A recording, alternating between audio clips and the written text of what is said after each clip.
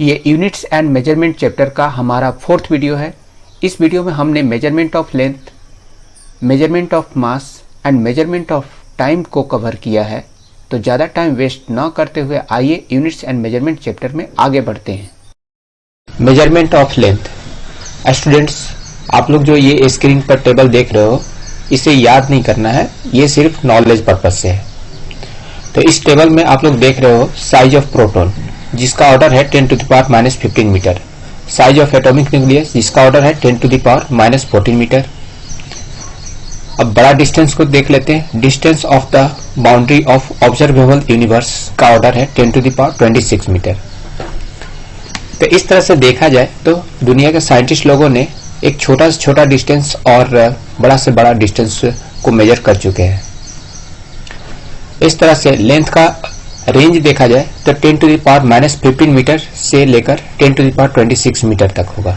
इनमें से कुछ डिस्टेंसेज को डायरेक्टली किसी न किसी इंस्ट्रूमेंट की मदद से मेजर किया गया है और कुछ डिस्टेंसेज को इनडायरेक्ट वे में मेजर किया गया है। आइए इसको और अच्छे से समझ लेते हैं। यहाँ पर देख रहे हो किसी रूम का लेंथ फाइंड किया जा रहा है, तो टेप की मदद से डायरेक्टली यहाँ रूम का लेंथ मेजर किया जा रहा है। किसी बच्चे का यहाँ पर हाइट फाइंड किया जा रहा है, तो यहाँ पर डायरेक्ट टेप की मदद से उसका हाइट फाइंड किया जा रहा है।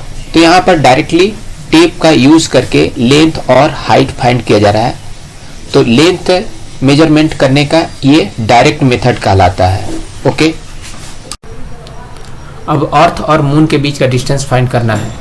तो अर्थ और मून के बीच के डिस्टेंस फाइंड करने के लिए किसी टेप का यूज नहीं किया जा सकता है, क्योंकि दुनिया में कोई ऐसा टेप ही नहीं बना है जो अर्थ और मून के बीच का डिस्टेंस फाइंड कर सके। ठीक है, इसी तरह से अर्थ का डायमीटर फाइंड करना हो तो भी हम लोग किसी टेप का यूज नहीं कर पाते हैं, क्योंकि इतना बड़ा टेप होता ही नहीं है।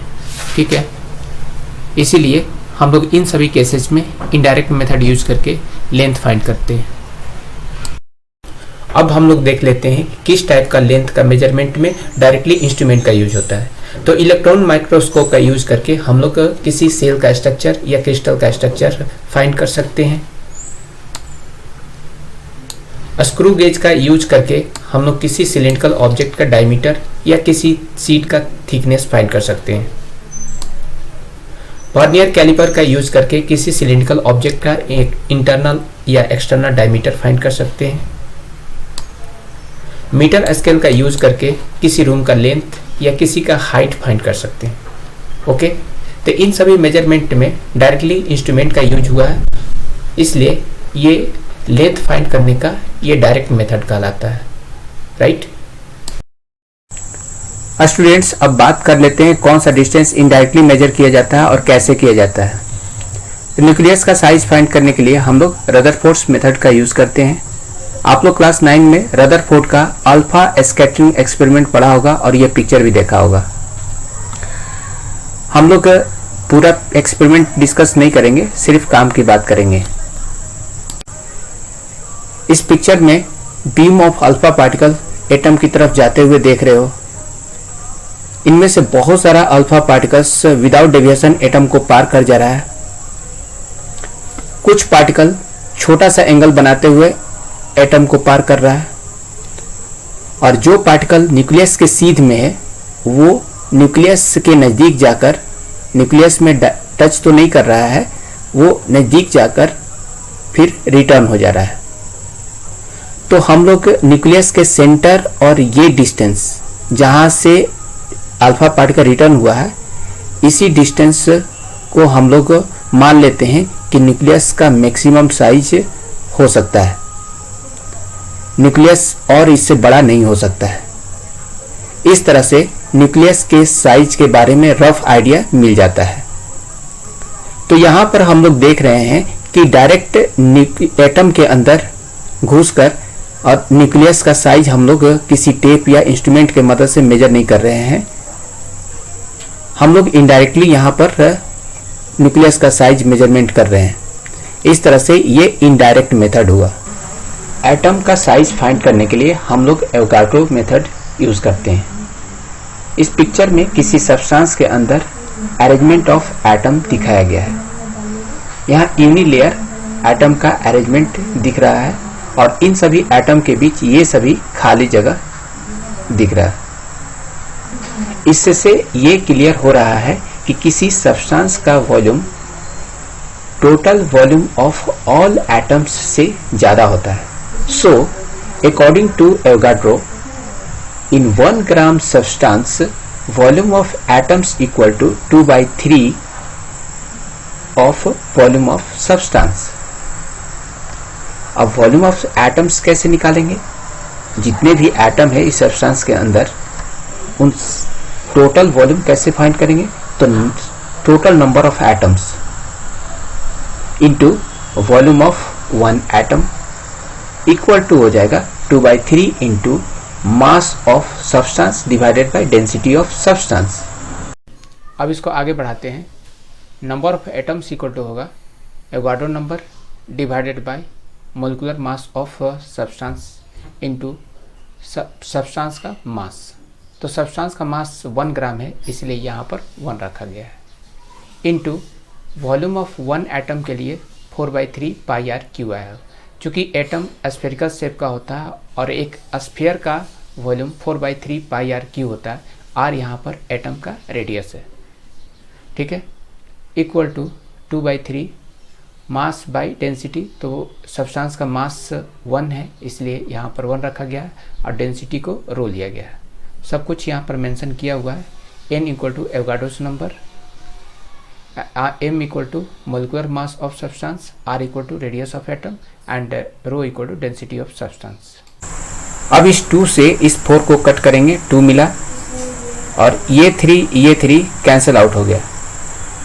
अब क्रॉस मल्टीप्लिकेशन करेंगे तो हम लोग को r cube equal to m/2πn rho मिलेगा और finally r equal to m/2πn rho to the power 1/3 मिल जाएगा। अब इस r के मदद से हम लोग एटम का रेडियस फाइंड कर लेंगे। साइज ऑफ मॉलिक्यूल फाइंड करने के लिए वॉलिक एसिड मेथड यूज किया जाता है। फर्स्ट ऑफ ऑल एक कंटेनर लिया जाएगा जिसमें वाटर डाल दिया जाएगा। अब इस वाटर के ऊपर लाइकोपोडियम पाउडर छिड़क दिया जाता है। इस तरह से चारों तरफ लाइकोपोडियम पाउडर का एक लेयर बन जाता है। अब इसके ऊपर 1/500 वॉलिक एसिड अल्कोहल सोल्यूशन का 1-2 ड्रॉप डाल दिया जाता है। Lycopodium powder oleic acid alcohol solution को वाटर के कांटेक्ट में नहीं आने देता है, जिसके कारण वॉलिक एसिड अल्कोहल सोल्यूशन चारों तरफ स्प्रेड हो जाता है, चारों तरफ फैल जाता है। थोड़ा देर के बाद अल्कोहल इवेपोरेट हो जाता है और सिर्फ वॉलिक एसिड का एक पतला सा लेयर बच जाता है। इसका थिकनेस 1 मॉलिक्यूल के साइज के इक्वल होता है। अब यहाँ से हम लोग थिकनेस ऑफ फिल्म निकाल सकते हैं। जो यहाँ पर सॉल्यूशन लिया गया उसका वॉल्यूम डिवाइडेड बाय जितने एरिया में ये ऑयलिक एसिड फैला हुआ है उस एरिया से डिवाइड कर देंगे तो हम लोग को थिकनेस ऑफ फिल्म मिल जाएगा और थिकनेस निकाल कर हम लोग मॉलिक्यूल का साइज निकाल सकते हैं, क्योंकि यहाँ पर जो थिकनेस बना है, जो थिकनेस है वो एक मॉलिक्यूल के साइज के इक्वल है। तो इस तरह से थिकनेस फाइंड करने के बाद हम लोग का मॉलिक्यूल का साइज भी निकल जाएगा।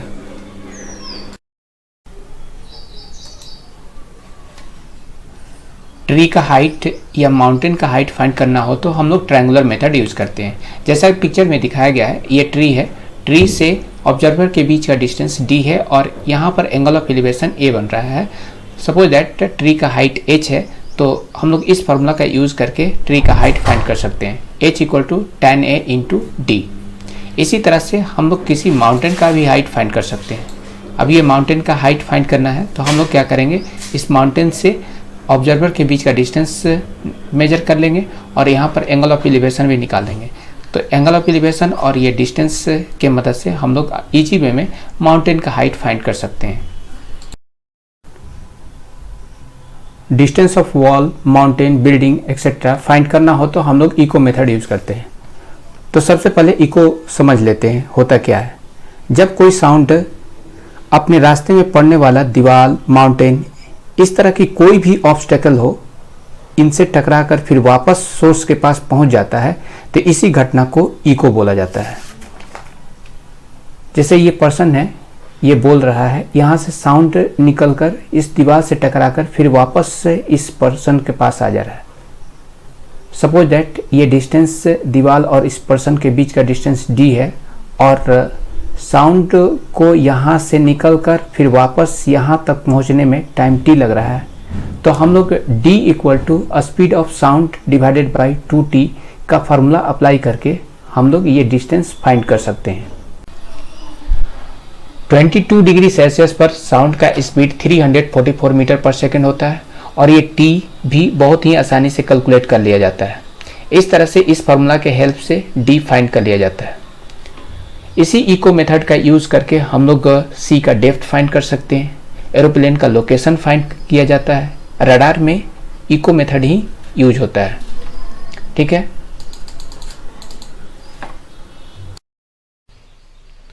अर्थ से मून, प्लैनेट्स, सन या स्टार का डिस्टेंस फाइंड करना हो तो हम लोग पैरेलैक्स मेथड यूज करते हैं। पैरेलैक्स क्या होता है तो समझ लेते हैं। The change in the position of an object with respect to background when viewed from different position is called parallax. Means जब किसी ऑब्जेक्ट को अलग अलग पोजीशन से देखा जाता है तो बैकग्राउंड के रिस्पेक्ट में ऑब्जेक्ट का पोजीशन चेंज हो जाता है। आइए अब हम लोग देख लेते हैं कि इसका यूज कैसे किया जाता है। तो सपोज ये अर्थ है और ये मून है। अर्थ से मून का डिस्टेंस फाइंड करना है। सपोज ये अर्थ का डायमीटर है जिसको हमने एल लिया है, और यहाँ बैकग्राउंड के लिए एक डिस्टेंट स्टार को चूज कर लेते हैं। अब इस पॉइंट से इस स्टार को ज्वाइन करने वाला लाइन और इसी पॉइंट से मून को ज्वाइन करने वाला लाइन के बीच मान लेते हैं कि एंगल θ1 बन रहा है। अब ये θ1 है तो ये भी θ1 होगा due to alternate interior angle.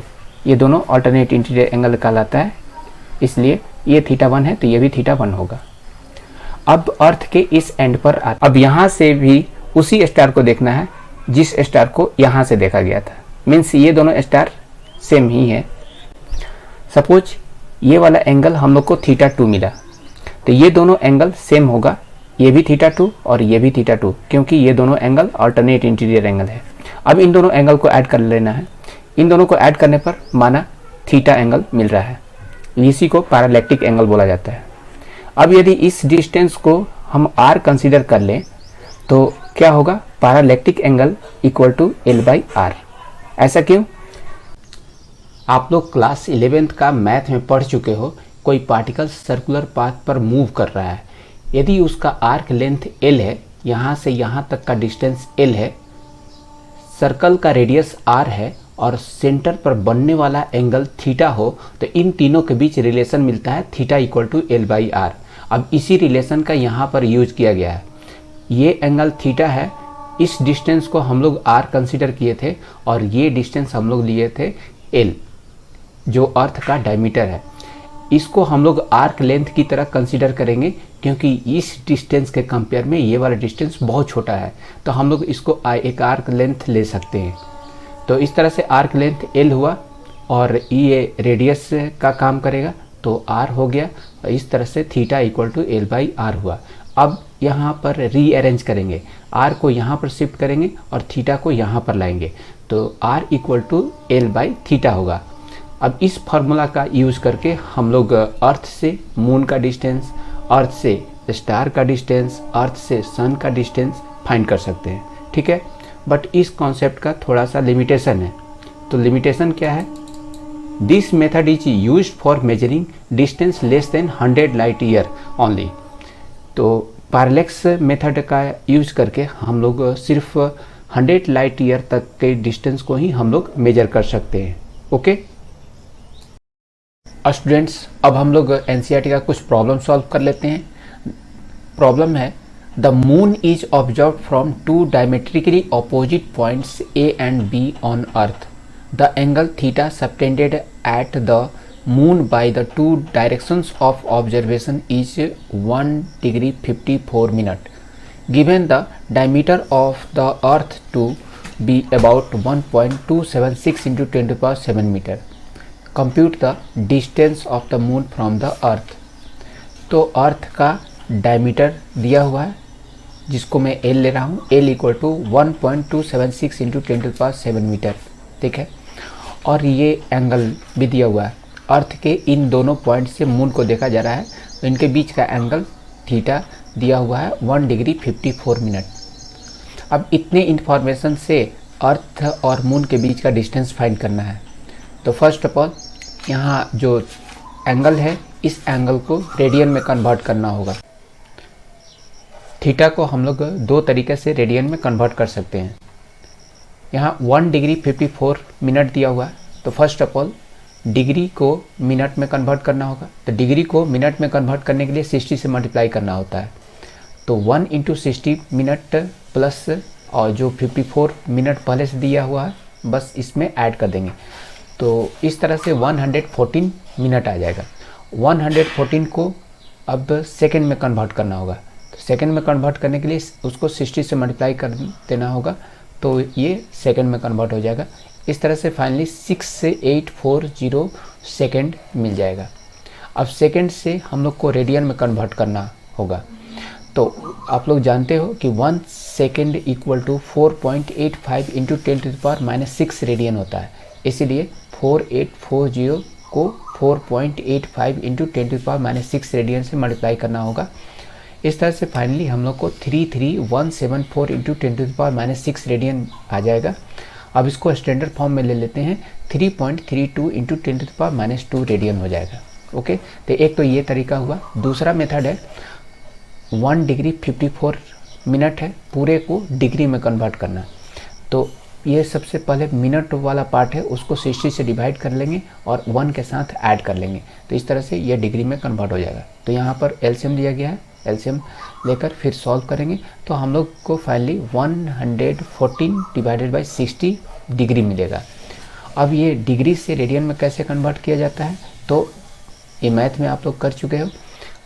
Pi by 180 से जस्ट मल्टीप्लाई करना होता है, तो हम लोग मल्टीप्लाई करेंगे तो ये हम लोग का कुछ ऐसा फिगर आएगा और फाइनली 2508 डिवाइडेड बाई 75600 रेडियन मिल जाएगा। इसको फिर डिवाइड करना होगा तो 0.03317 रेडियन मिलेगा। इसको स्टैंडर्ड फॉर्म में लाने पर 3.32 इंटू 10⁻⁻2 रेडियन हो जाएगा। और एल यहाँ से दिया हुआ है 1.276 इंटू 10⁻7 मीटर, तो एल तो अपना स्टैंडर्ड फॉर्म में दिया ही हुआ है। अब हम लोग फार्मूला यूज़ करेंगे, theta equal to L by R, और यहाँ से आर निकाल लेंगे तो R equal to L by theta मिल जाएगा। अब एल का वैल्यू और थीटा का भी वैल्यू यहाँ पर पुट करेंगे और इसको सॉल्व करेंगे, तो सॉल्व करने पर 3.84 इंटू 10⁸ मीटर मिल जाएगा। यही अर्थ से मून का डिस्टेंस होगा। ओके, अब नेक्स्ट प्रॉब्लम देख लेते हैं। The sun's angular diameter is measured to be 1920 second. The distance d of the sun from the earth is 1.496 into 10⁻11 metre. What is the diameter of the sun? तो सन का diameter पूछा जा रहा है जिसको मैं d ले रहा हूँ।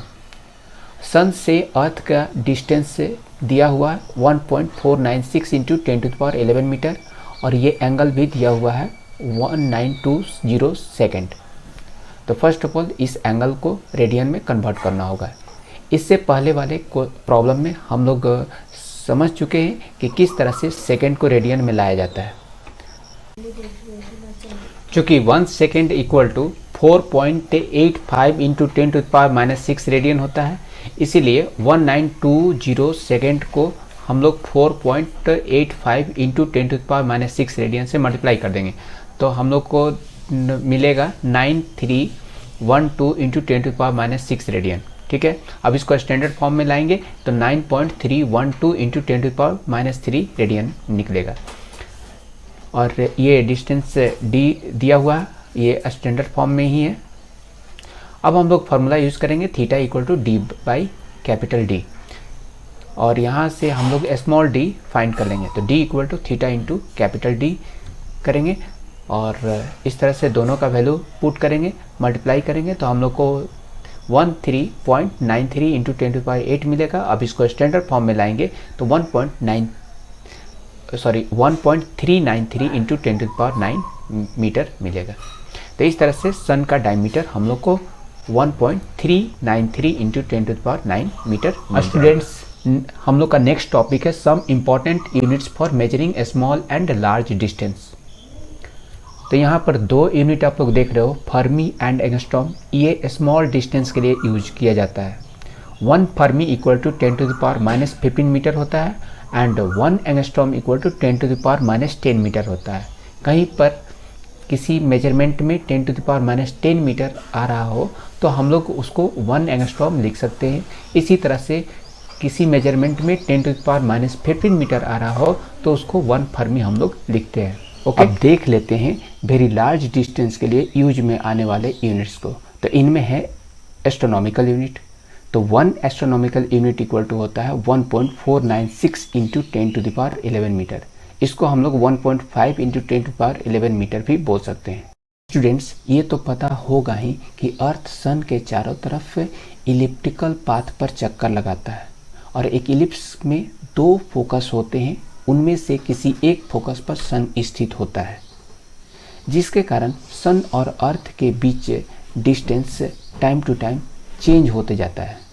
यहाँ पर समझने के लिए सिर्फ 4 पोजीशन को दिखाया है हमने। ऐसा बहुत सारे डिस्टेंस हम लोग को मिलता है। अब इन्हीं सभी डिस्टेंस का एवरेज निकाला जाता है। जो एवरेज डिस्टेंस निकलता है उसी को हम लोग एस्ट्रोनॉमिकल यूनिट बोलते हैं, राइट। सो स्टूडेंट्स, अब एस्ट्रोनॉमिकल यूनिट को डिफाइन कर लेते हैं। The average distance between the earth and the sun is called astronomical unit. Next unit है light year. 1 light year equal to होता है 9.46 इंटू 10⁻15 मीटर। लाइट 1 ईयर के अंदर 3 इंटू 10⁸ मीटर पर सेकेंड की स्पीड से जितना डिस्टेंस ट्रैवल कर सके उसी डिस्टेंस को हम लोग 1 लाइट ईयर बोलते हैं। ओके, सो अब डिफाइन कर लेते हैं। The distance travelled by light in vacuum in 1 year is called light year. Okay, next unit है पारसेक। 1 पारसेक इक्वल टू होता है 3.08 इंटू 10⁻16 मीटर। इसको हम लोग 3.1 इंटू 10⁻16 मीटर भी बोल सकते हैं। जब किसी ऑब्जेक्ट का आर्क लेंथ 1 एस्ट्रोनॉमिकल यूनिट के इक्वल हो, सेंटर पर बनने वाला एंगल 1 सेकेंड का हो, तो इस केस में इस डिस्टेंस को हम लोग पारसेक बोलते हैं। ये वाला डिस्टेंस 1 पारसेक के इक्वल होगा। अब इसको डिफाइन कर लेते हैं। It is the distance at which an arc of length equal to 1 astronomical unit subtends an angle of 1 second is called 1 parsec. Next है parsec, light year and astronomical unit के बीच का रिलेशन। कभी कभी question में parsec को light year में convert करने के लिए आ जाता है, कभी कभी पारसेक को एस्ट्रोनॉमिकल यूनिट में कन्वर्ट करने के लिए आता है, कभी लाइट ईयर को एस्ट्रोनॉमिकल यूनिट में कन्वर्ट करने को आता है। तो इस केस में ये तीनों वैल्यू बहुत ही हेल्पफुल होगा। तो 1 पारसेक इक्वल टू होता है 3.28 light year. 1 parsec equal to होता है 2.1 into 10⁵ astronomical unit and 1 light year equal to होता है 6.3 into 10⁴ astronomical unit. Students, next topic है मेजरमेंट ऑफ मास। आप लोग को स्क्रीन पर जो टेबल दिखाई दे रहा है, ये टेबल सिर्फ और सिर्फ नॉलेज पर्पस के लिए है, आप लोग को याद नहीं करना है। इस टेबल में इलेक्ट्रॉन के मास का ऑर्डर दिखाया जा रहा है 10⁻³ kg, प्रोटॉन के मास का ऑर्डर दिखाया जा रहा है 10⁻27 kg, ह्यूमन का मास दिखाया जा रहा है 10⁻² kg। अब नीचे आ जाते हैं। अर्थ का मास दिखाया जा रहा है 10⁻25 kg, सन के मास का ऑर्डर है 10⁻30 kg, ऑब्जर्वेबल यूनिवर्स का मास का ऑर्डर है 10⁵55 kg। ठीक है, अब इस टेबल के अंदर छोटा से छोटा और बड़ा से बड़ा ऑब्जेक्ट का मास का ऑर्डर दिखाया गया है। इस तरह से मास का रेंज क्या होगा, तो मास का रेंज होगा 10⁻³ kg से लेकर 10⁵55 kg, जो कि यहाँ पर आप लोग को दिख रहा है। ओके, अब देख लेते हैं इन सभी को किस तरह से मेजर किया जाता है। तो एक्सट्रीमली लाइट ऑब्जेक्ट जैसे इलेक्ट्रॉन, प्रोटॉन, एटम, इन सभी को मेजर किया जाता है मास स्पेक्ट्रोग्राफ के मदद से। ओके, नेक्स्ट है grocery object like rice, vegetable, wheat, इन सभी के मास का मेजरमेंट कॉमन बैलेंस से किया जाता है, जो कि आसानी से ग्रोसरी शॉप पर देखने को मिल सकता है। नेक्स्ट है very heavy object like earth, moon, sun, इन सभी का मास का मेजरमेंट ग्रेविटेशनल मेथड से किया जाता है, जो कि हम लोग ग्रेविटेशन चैप्टर में पढ़ेंगे। मेजरमेंट ऑफ टाइम, ये इस वीडियो का लास्ट टॉपिक है। स्क्रीन पर जो टेबल दिख रहा है इसे याद नहीं करना है। ओके, इस टेबल में कुछ नेचुरल फिनोमिनन को होने में लगने वाला टाइम के बारे में जानकारी दिया गया है। For example, life span of most unstable particle का टाइम ऑर्डर है 10⁻⁻24 सेकेंड। पीरियड ऑफ एक्सरेज का टाइम ऑर्डर है 10⁻⁻19 सेकेंड। अब नीचे आ जाते हैं। विंक ऑफ आई का टाइम ऑर्डर है 10⁻⁻1 second. Time period of a satellite का टाइम ऑर्डर है 10⁻4 second. Average human life span का टाइम ऑर्डर है 10⁻9 second. Age of the universe का टाइम ऑर्डर है 10⁻17 सेकेंड। इस टेबल के अंदर देखा जाए तो सबसे छोटा टाइम इंटरवल है 10⁻24 सेकेंड और सबसे बड़ा टाइम इंटरवल है 10⁻17 सेकेंड।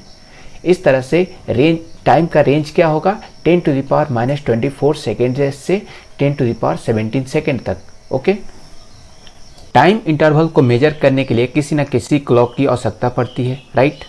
ऐसे तो बहुत सारे क्लॉक हैं, जैसे electronic oscillator, quartz crystal clock, atomic clock, but in सभी में सबसे बेस्ट एटॉमिक क्लॉक है, जिसको सीजियम एटॉमिक क्लॉक भी बोला जाता है। ये सीजियम एटम के वाइब्रेशन पर based. In our country the NPL, national physical laboratory, has the responsibility of maintenance and improvement of physical standards. यही वो संस्था है जो हम लोग के कंट्री में फिजिकल स्टैंडर्ड्स को मेंटेन और इम्प्रूव करते रहता है। ये दिल्ली में स्थित है।